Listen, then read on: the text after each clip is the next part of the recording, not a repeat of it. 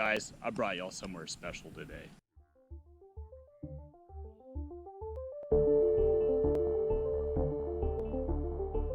You want the bait on bottom and a reel all the way to the float. How's it going, folks? My name's Henry Martin. People call me Catching Dinosaurs online. So I'm out here on the river and I've been planning on making this video for about 2.5 years now. Been waiting for this particular area to go down to perfect conditions. I'm seeing giant fish.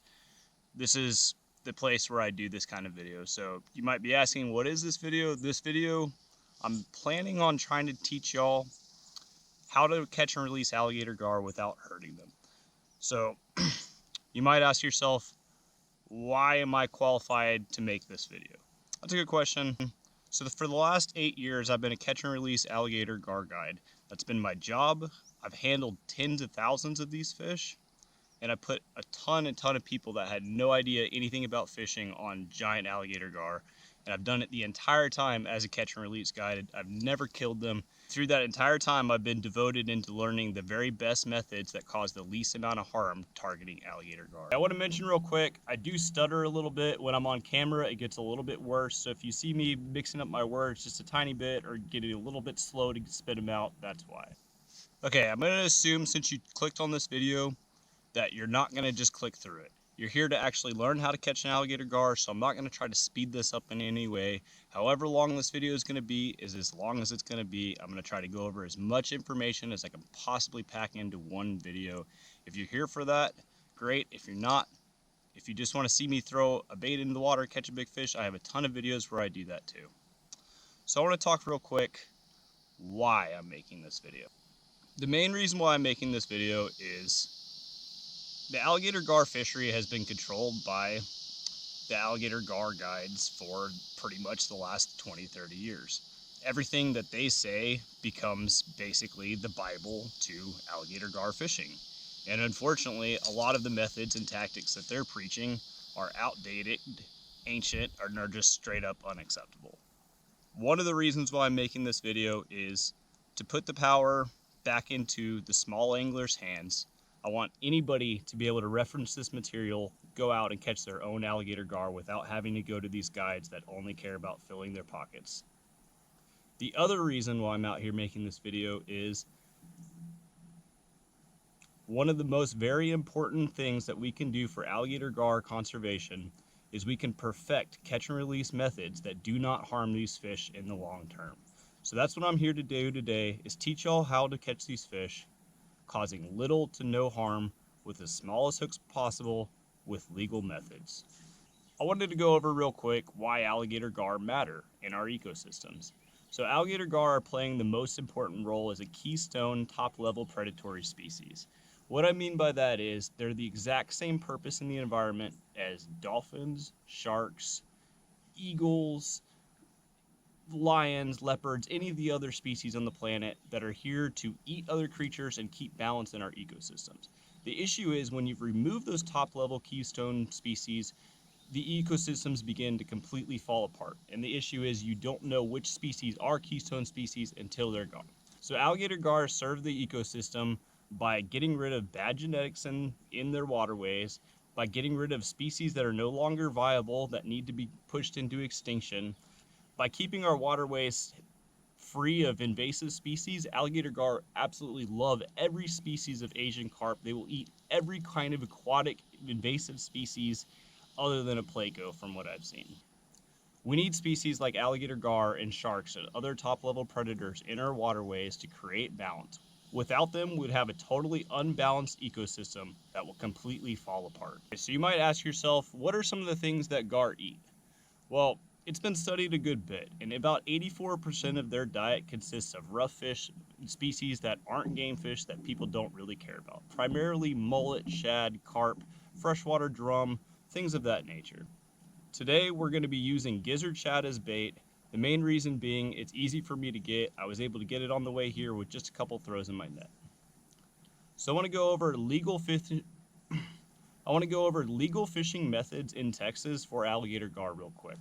There's two different methods that I want to mention real fast that I'm not going to be using today, and it's because they're not expressly permitted under Texas Parks and Wildlife's guidelines for permissible legal methods for fishing in Texas. The first one is rope lures. Rope lures are not mentioned in Texas Parks and Wildlife's list of approved methods for fishing in Texas. It's just simply not. The other reason why I don't use rope lures is if you were to break off the rope lure or fail to remove it, that alligator gar won't be able to open its mouth again and will starve horribly, and you've killed it. So I refuse to use that method. It's not legal in Texas. We're not even going to talk about it further past this. The next method that we're going to go over real quick is the gar lasso, which is a method that I used in the last video that I did in this location, teaching people how to catch them. The issue with the gar lasso is it's in a gray area. It's not expressly permitted by Texas Parks and Wildlife as an approved fishing method in Texas. With that being said, if you use that method, some game wardens can have a problem with it. Some of them might not. I'm not going to sit there and promote a method that could get somebody in trouble. My other issue with it is whenever you're using the gar lasso, it is a very real possibility that you'll actually snare down on their gill plates and right inside of the gills, and you can actually severely hurt an alligator gar, so I refuse to use that. I wanted to talk real quick about how alligator gar guides in general are targeting these fish. They are pretty much putting a 4/0 treble or bigger into a big piece of carp, throwing it into the river, waiting 20 minutes after the fish has grabbed the bait, and they're setting the hook on it deep. The hook they're using is this big, and it causes all sorts of damage and issues for these fish. I'm not going to say that it's killing them, especially not the big ones, but you're severely inconveniencing and harming these fish. Whenever I first started doing this, that's what I was told. Just use a treble hook. It's not a big deal. It won't hurt them. I did that for years. I listened to those guides. I absolutely wish I had not. Now I'm using this hook. This hook is the size of a penny. It's a Gamakatsu live bait hook, and I'm about to show you how viable this hook actually is. Okay, we're going to be using two different hooks today. This is a Gamakatsu live bait 1/0 hook. This is a Gamakatsu live bait size 1 hook, even smaller.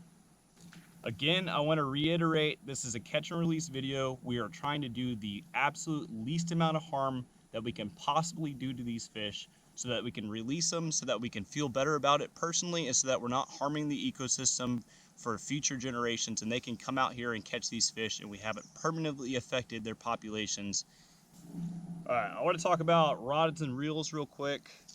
And today, a lot of times when I'm in my kayak, today I'm in the kayak, I use kind of fun gear, stuff that's just interesting to use. Today I brought my full-on meta gear. Meta means this is the very best thing that you could possibly use. So I have a Pin Rampage rod. This is a 50 to 80 pound braid rated rod. It's 7 feet tall. It's an extremely stout rod. This thing is basically a broomstick. For reels, Shimano Bait Runner 12,000D, best choice in my opinion. Two other reels I would mention, Pin Spinfisher Bait Runner 8500, and then the $100 choice, Okuma CDX 80. In between those three reels, the Pin is going to be the sturdiest reel, this is going to be the best reel all around, and the CDX 80 is going to be the cheapest reel. The only issue with the Shimano Bait Runner, period whatsoever at all, is that it spins up your line. So keep that in mind. If you're going to take my advice and buy this reel, understand that your line isn't going to last more than 3 or 4 trips on here before you're taking it off and you're putting on new line. So there's that. That leads me right on into main lines. What am I using? In my opinion, for alligator gar, anything from 80 pound to 150 pound main line is totally 100% fine. In the bays, I love 80, and from the kayak, I love 80 pound braid. Today I have 150 pound on. We could hook an 8-foot fish here today, and you know what? Why be outgunned? If she goes through a tree, I want the best chance possible. All right, so I'm gonna be using this as my leader today. This is 300 pound hollow core braid from Jerry Brown, and I have found this to be the absolute best leader material for alligator gar. You don't need crimps, you don't need crimpers. It can't cut you like crimps can whenever they run. It'll catch you more catfish. It'll run underneath the radar of alligator gar. They won't know they're chewing on it. It is, take my word for it, better in every way than wire ever could be for alligator gar. You will catch more fish. Like I said, take my word for it or don't, I don't care. Okay, I'm going to show you a couple things that I use to help release them. This is a youth size lasso. It's for children. It It works just fine.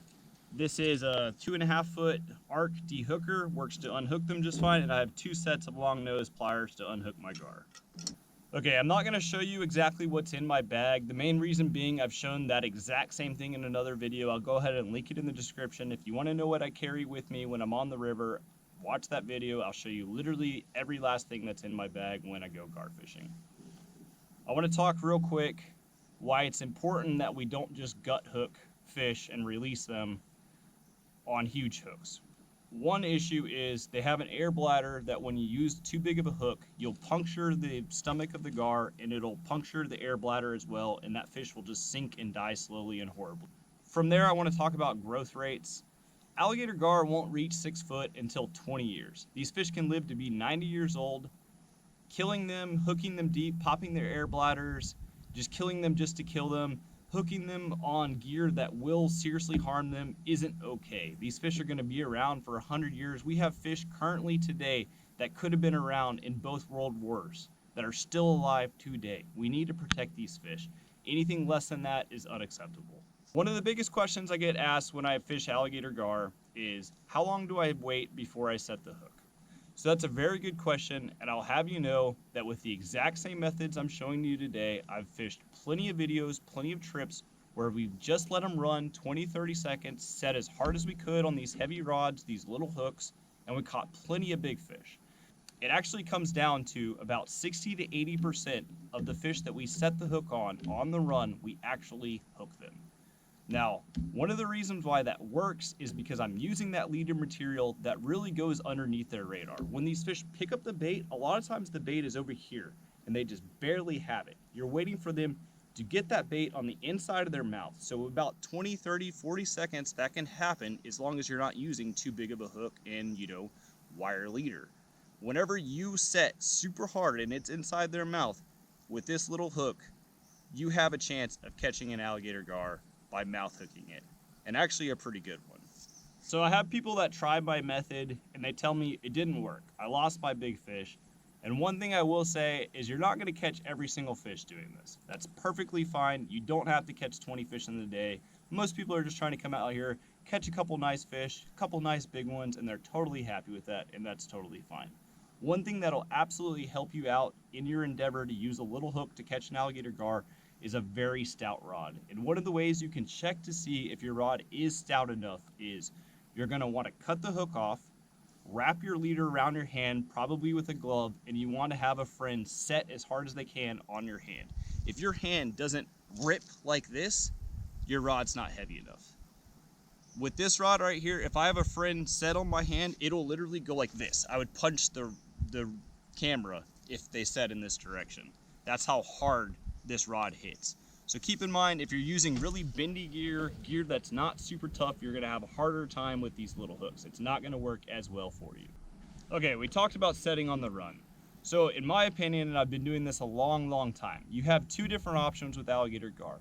You could set on the run, try to hook them in the mouth, which to me, there's nothing that feels better than unhooking a gar where you can see the hook, you fought her, you didn't let her run super long, and you got that hook back, and you literally caused no damage whatsoever other than a tiny little poke in her armored mouth. The other method, which I do think is quite viable, is to use an incredibly small hook that can't puncture their stomach, can't puncture their air bladder, and just let them eat it. That's what the gar guides are doing, and we could do the exact same thing with a penny-sized hook. So you can do the same thing, you can put a bait out there, you can wait 10-15 minutes, set, and your chances of catching a gar, a huge gar, an 8-foot gar, I did it early this year, are actually insanely high. You don't need giant treble hooks. I'm about to show y'all today. We're gonna use both methods. I'm gonna get y'all a big fish setting on the run, and I'm gonna get y'all a big fish letting them eat it on the even smaller hook. All right, I'm gonna be preparing this bait right here. It's very important that you keep your bait on ice. I would not suggest freezing it. It will still work if you freeze it, but it's much better if you leave it on ice. This is our bait today. This is about a 10, maybe 11 inch gizzard shad. We're gonna cut this into 2 pieces, and I'm gonna rig this up on my little hooks. All right, so to attach our hook to our bait, we're gonna be taking some 40-pound rigging floss and cutting about a foot of it.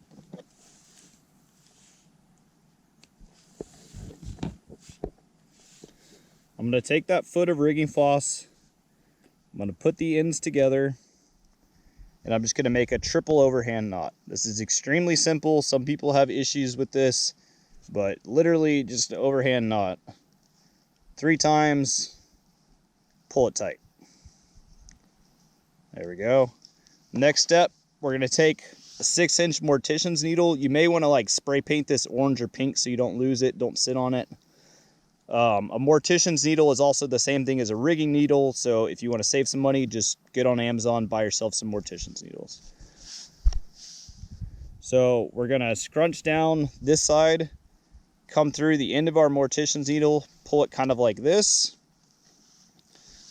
We're going to get our bait. We're going to go through the head of it. At this point, you want to grab the knot part, keep pulling on the needle, and we've gotten exactly where we want to go. It'll be a little easier if you open up both sides. We're going to take our 1/0 hook, we're going to grab one side, and we're going to grab the other side. Now we're going to spin our hook a few times, go underneath, spin it back the other way a couple times, go back underneath, and I'm going to do it one more time if I can. Okay, this is how I'm going to be rigging up both of my baits. If you wanted to, you could just put this hook straight into the bait. The reason why I didn't is because this is going to hold better. This gives my hook more room to play, just like using a circle hook for billfish and bridling it would do offshore. This is going to give you the best hookup ratio, period, of any hook possible for alligator gar. At least for me, I have caught literally thousands like this on this exact same hook. It works absolutely great. One thing I will warn you about is be careful how far the hook is from the fish. If you have it flying way out here, like an inch or further, you will get gill bleeding more often.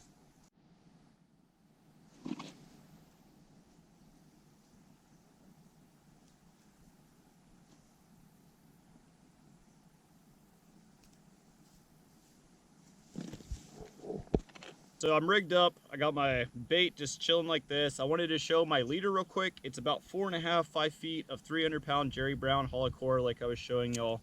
I have a 5-inch float right here. I like these a lot. A lot of people use balsa and whatnot. These work really well, and I just have a bead above it.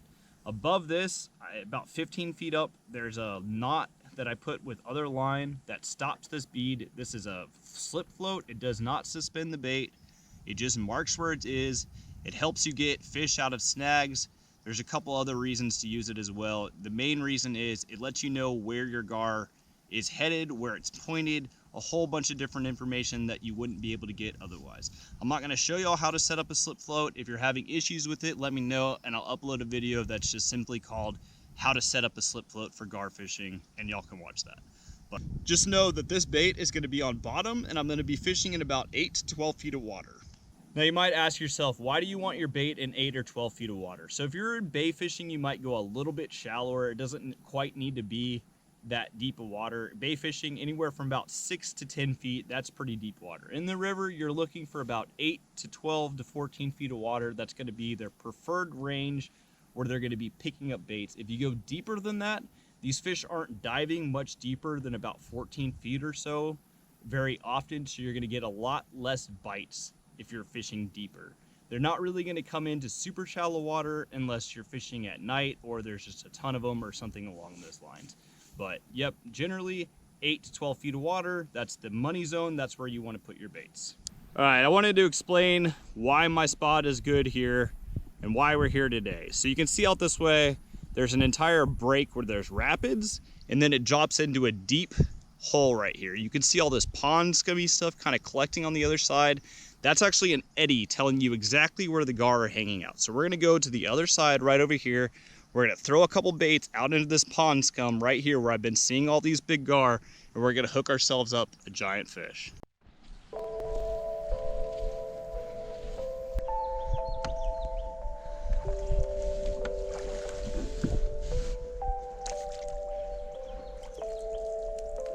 Hey guys, I would suggest, especially in a spot that has no pressure like this one, treat your area like you're deer hunting or something along those lines. You want to make no noise. as little as possible. Definitely don't hit the side of your boat, anything like that. You want to try to be as quiet as you possibly can. Just let the gar have their normal peaceful area just like they would any other day. Try to be quiet, try to keep your energy, your voice. Try not to yell at them when they roll. People do that a lot. We're gonna come over here, we're gonna tie to this side. Wanted to talk real quick why I chose to bring my kayak for this style of video and not my boat. And the main reason was I wanted it to feel intimate. I wanted you to feel like you were out here with me while I was fighting this fish, like I was just out here teaching you, telling you these things, not like you were seeing me from across an entire boat, that sort of thing. I thought this would be a more intimate experience in between the viewer and myself. All right guys, all tied up. Absolutely beautiful location. One of my favorite places on the planet. I'm gonna go ahead and get a couple baits out, enjoy the shade that I've got for a little while. See if we can catch ourselves a giant, guys. Ooh, big fish. All right, before I throw this bait, I'm gonna wash it off, get all that stuff off, and then I'm gonna make sure that it sinks. That's gonna go ahead and sink all the way to the bottom. The reason why you wanna do that is you want the bait on bottom, and it totally can float, especially if you didn't have enough ice and there's gases trapped inside of it. So I'm gonna throw that out, doesn't need to be far. I'm gonna click the bait runner on my reel. I'm gonna put this at the front of my kayak somewhere. Oh guys, look at that.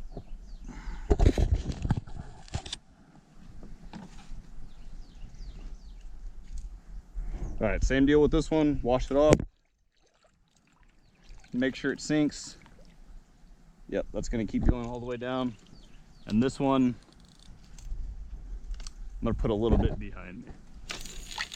Not super far, just right to the edge of those bubbles. Go ahead, hit this bait runner, make sure it's on. And this one's gonna go in the rod holder. All right, so before I have a run, I'm gonna go ahead and check my drags on these. I pretty much tighten them all the way, and then I back off about 5 clicks. So there we go. I'm gonna do the same thing with this one. Tighten it all the way. And then 1, 2, 3, 4. Yep, right around there. Should be good. All right, the main reason why I went ahead and checked my drags is so that I want to set on the run or within about 45 seconds of them picking it up. I'd like to remove the hooks for y'all. I know last time I did this kind of video, people had a little bit of issue because I wasn't able to remove the hooks by myself and I couldn't see them. So I really like to go ahead and penetrate their bone armor in their mouths and get the hook back. So I went ahead and checked those drags, make sure they're really, really heavy. That way when I set, I can get a good enough hook set to pierce that mouth armor.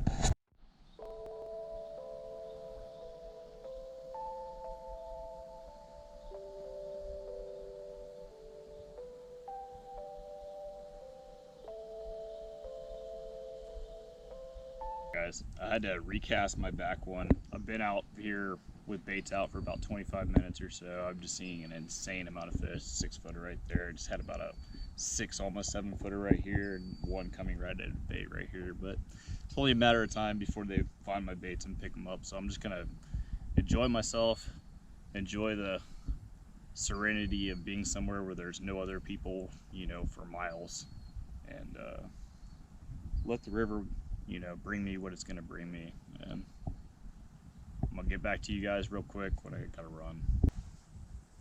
That was a bite, guys. Just feeling this float right here.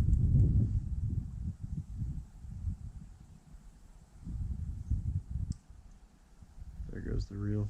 The Shimano Bait Runner 12,000D. They can pull so softly and be able to just pull line very, very smoothly. I saw that fish. She came up on top of the float and she exhaled air. The reason why she did that is because she was letting out air out of her air bladder so she could go down and actually grab the bait. So from what I saw, she looked to be about 6 foot, perfect size, perfect fish for this. All right, I'm coming up to my float quietly. I don't want to make too much noise, otherwise I could scare this fish. Just take off, make this harder for me to do. All right guys, here we go. Wish me luck. A reel all the way to the float. Hard hook set. One more time. I think I got her. Okay. That was a little goofy, but we're into a big fish. I turned down my drag so she can actually pull it. We needed it tight for the hook set. It's a good fish. I gotta hold tight right there.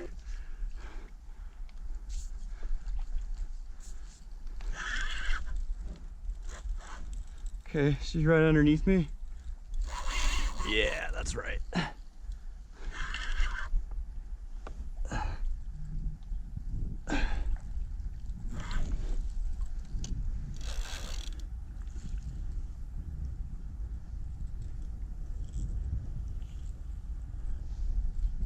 Ooh, she's a heavy fish.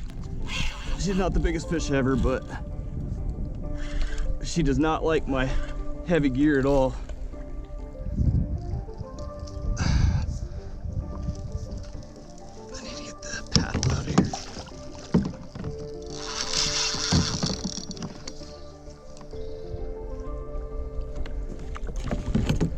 Ooh, I'll let it go slack. Definitely can't do that.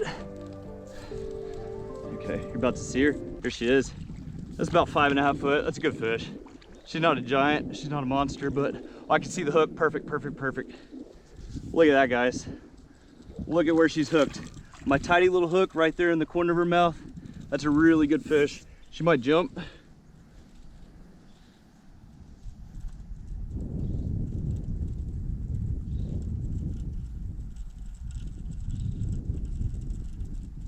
All right, I don't think she knows what to make of us. I'm gonna tap her. I'm gonna loosen my drag just a little bit. I'm gonna tap her kind of near the butt. Okay, this is a 6 foot fish actually. I'm gonna tap her right here. She should run. Yep. Yeah, that made her run. Made her get a little more energy out. Okay, yeah, that's a 6 footer. That's a big fish. Look how we have her hooked. That's amazing.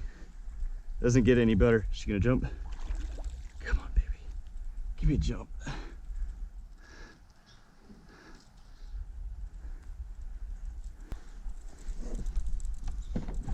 All right, guys, you're probably wondering, what do we do now? I could just pop the hook out, but I'd like to show y'all how to rope a fish real quick.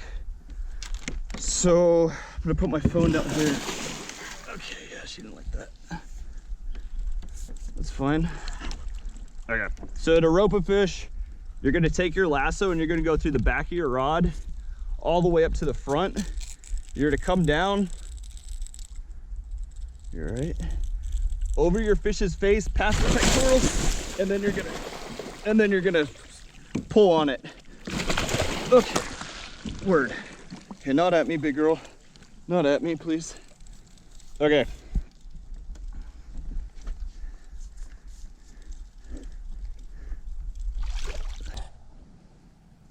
All right, y'all can see that hook right there. I actually didn't need a roper, but this is how you're gonna control your fish whenever you want to. I'm just gonna actually pop this hook out and I'm gonna let this one go and we're gonna see if we can get another one real quick.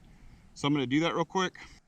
All right, so here we go with pliers. Just gonna grab this little hook, pull it out just like that.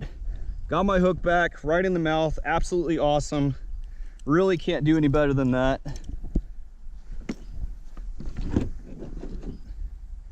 I'm gonna let this big fish go. I'm gonna loosen up this rope and watch her swim on off. Absolutely gorgeous fish. Thank you so much for letting me catch you and show these people how to catch big fish without hurting them. That was an absolute pleasure. I'm glad it didn't harm you. I hope you go back to your river and get huge. All right, guys. Say later to the Gator Gar. I wanted to show y'all real quick. This is the hook that just caught that fish. It's still totally fine. No funny business here. Just putting this right back into this bait right here. I'm gonna go ahead and catch another one. I've set one time so far. Caught about a 6'2" fish. Yeah. Told you, better hookup ratio than just about anything else you could possibly use. So anyway. All right, guys, so I'm back in my kayak. I recasted my baits out. The one on my back of my kayak wasn't super heavy, so it's not very far out, but the other one was the head of the biggest gizzard shad, and I got it way out there. That's where I got that last bite, so we're sitting in the same area. We should go bit again. I want to catch one more fish for this video that's of good size, and I want to take her to the bank and show you all a few things about working with them and a few of the mannerisms and things you have to be careful for, things that they'll tell you if they're trying to, you know, push away or get away if they're uncomfortable, that sort of thing. So I want to get us one more big fish. So far, absolutely perfect. Video is going exactly how I wanted it to go. All right, guys, I think we have a run right here on this float. Yep.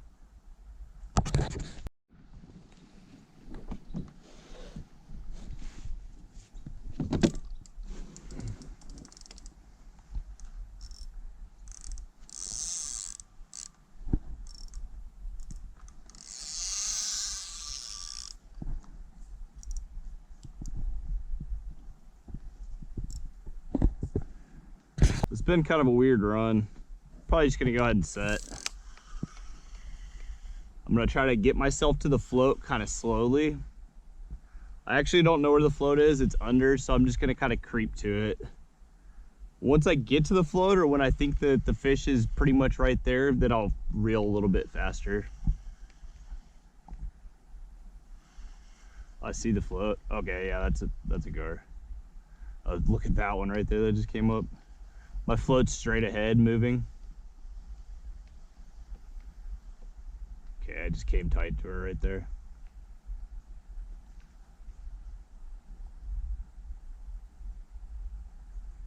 Turning. All right, guys, this is it. Y'all ready?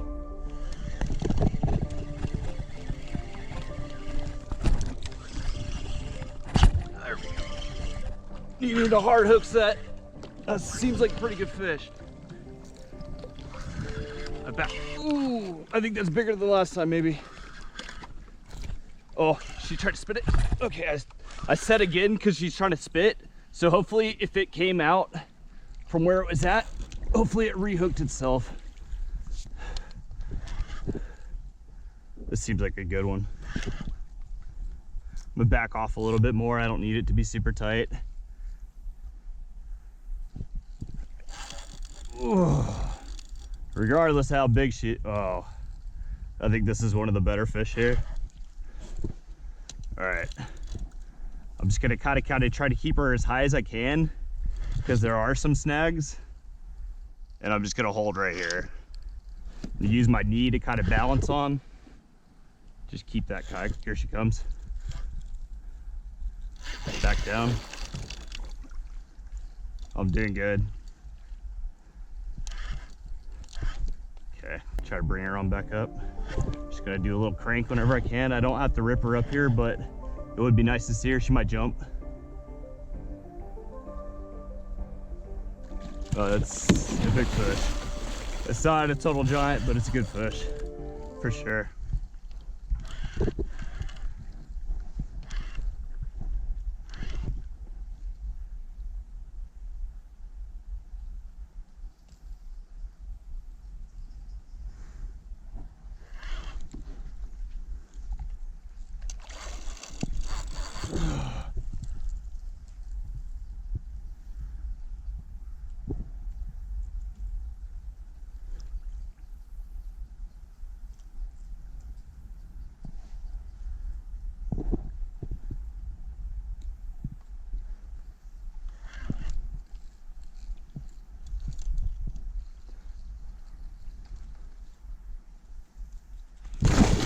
Okay, she might be a little bigger than I think she is. I think I should focus on fight. Okay. Focus on fighting her instead of trying to, I was trying to get some slow-mo. She hit me. Ooh, golly. Big fish. Hit me again.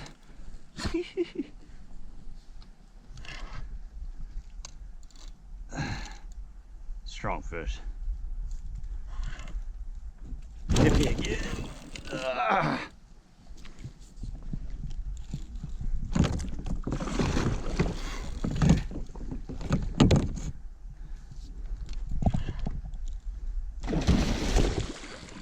Oh, strong. Really strong. Look at how big she is. I got her in a weird spot.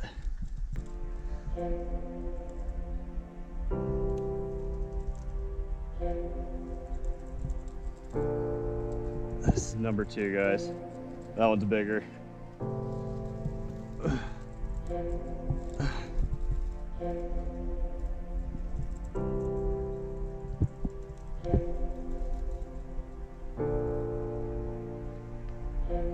It's a big old fish. All right, I can see, just gonna hold there. I can see my bridle, which may mean we can get this hook back. Okay. Oh, she's pretty big. She actually looks like a fish I caught here a couple years ago. I can see the hook. Sweet. Okay. Yeah, she looks really close to a fish I caught here a couple years ago. I'm gonna rope this one and we're gonna take her to a bank, and I'm gonna show you all a couple things about working with them, and also how to like de-hook and that sort of thing. We're gonna tag this one too. I guess she's a little smaller than the other one that I was thinking of. I'm gonna try to get her on this if possible. She might not like it. I don't know, she's really big in the face.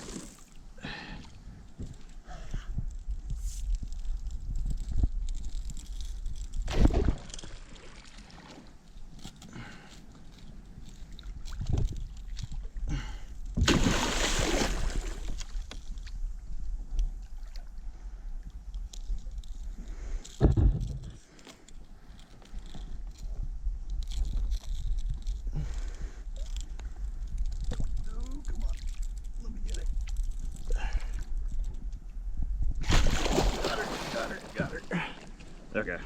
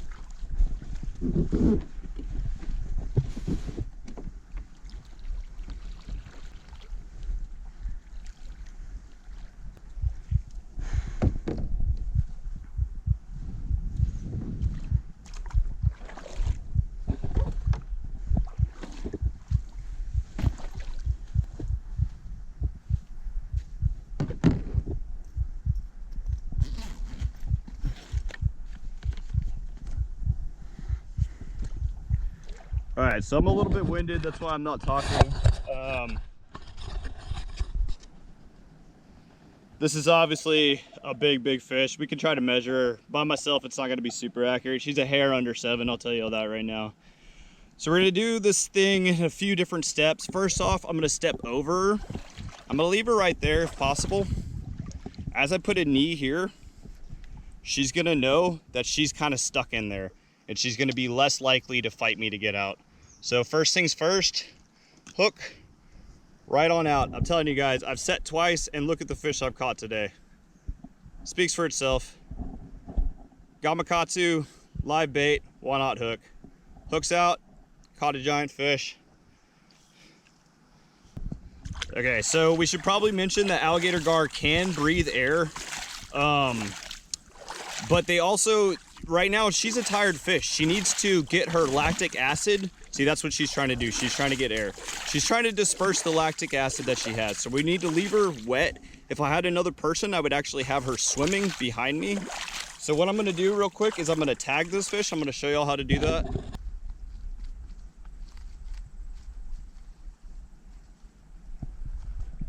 Okay, I'm gonna take her a tiny bit higher for this. I'm gonna come back here to her back of her tail, and I'm gonna find one of these points where the scales are pretty thin. I'm gonna cut underneath here. I'm gonna push that applicator, push. Okay, I got it in right there. I'm gonna pull it out, and there's the tag. I have a video that I'm gonna link here for the tagging gear that I'm using, and I have a video that tells everything about it. So if you want to tag your fish, check the description and you can watch that video. 31 inches. So that's about 110-pound fish or so. I've caught a lot at this size, maybe about 105 pounds. It's a really good fish. Happy to have caught her.